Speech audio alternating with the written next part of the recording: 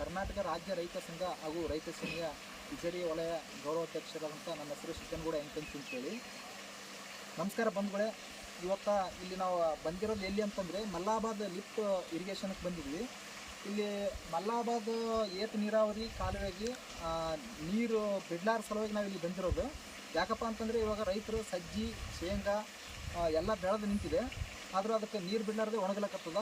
ಇವಾಗ ಇಲ್ಲಿ AW ಅವರಿಗಾಗಲಿ JW ಅವರಿಗಾಗಲಿ ಕೇಳಿದ್ರೆ ಏನು ಹೇಳ್ತಿದ್ದಾರೆ, ನಾಳೆ ಬಿಡ್ತೀವಿ ನಾಡ್ದು ಬಿಡ್ತೀವಿ ಅಂತ ಹೇಳ್ತಿದ್ದಾರೆ. ಯಾಕಂತಂದರೆ ಸರ್ಕಾರ ಆದೇಶ ಮಾಡಿರೋದು ಇನ್ನೂ 4, 5, 6 ಇವತ್ತು ಲಾಸ್ಟ್ ದಿನ.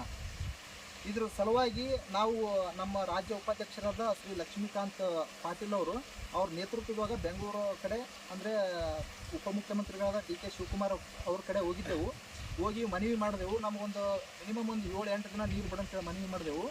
ಆದ್ರೆ ಅವರು ಏನು ಮಾಡಿದ್ರು, ಅಷ್ಟೊಂದು ದಿನ ಬಿಡೋಕ್ಕಾಗಲ್ಲ, ಒಂದು 3 ದಿನ ಬಿಡಬಹುದು ಅಂತೇಳಿ ಮಾಡಿದ್ರು. ಮಾಡಿದ ತಕ್ಷಣ ಇವಾಗ ಮತ್ತೆ 4ನೇ ತಾರೀಕಿಗೆ ಅಲ್ಲಿ ಗೇಟ್ ನಾರಾಯಣಪುರ ಎಡದಂಡೆ ಮತ್ತು ಬಲದಂಡೆ ಕಾಲುವೆಗೆ ನೀರು ಗೇಟ್ ಓಪನ್ ಮಾಡಿ ನೀರು ಬಿಟ್ಟಿದ್ದಾರೆ. ಆದರೂ ಕೂಡ ಇಲ್ಲಿ ರೈತರಿಗೆ ನೀರು ಬಿಟ್ಟರು ಕೂಡ ಇಲ್ಲಿ ಮಲ್ಲಾಬಾದ್ ಏತ ನೀರಾವರಿಗೆ ಕಾಲುವೆಗೆ ಗೇಟ್ ಎತ್ತಿಲ್ಲ. ಯಾಕಂತಂದರೆ ಈ ಗೇಟ್ ಎತ್ತಿದ್ರೆ ಹಲವಾರು ರೈತರು ಎಷ್ಟೋ ಜನ ಬದುಕ್ತಾರೆ. ಈಗ ಯಾಕಂತಂದರೆ ಎಲ್ಲ ಸಜ್ಜಿ ಶೇಂಗಾ ಕೊನೆ ಹಂತದಲ್ಲಿದೆ. ಈಗ ನೀರು ಬರಲಿಲ್ಲಪ್ಪ ಅಂತಂದರೆ ಎಲ್ಲ ಲಾಗೋಡಿ ಹಾಕಿದ್ದು ಮಾಡಿ ಏನು ರೈತ ಒಂದೇ ಆತ್ಮಹತ್ಯೆ ಮಾಡ್ಕೋ ಪರಿಸ್ಥಿತಿ ಬಂದು ನಿಂದಿರ್ತದೆ.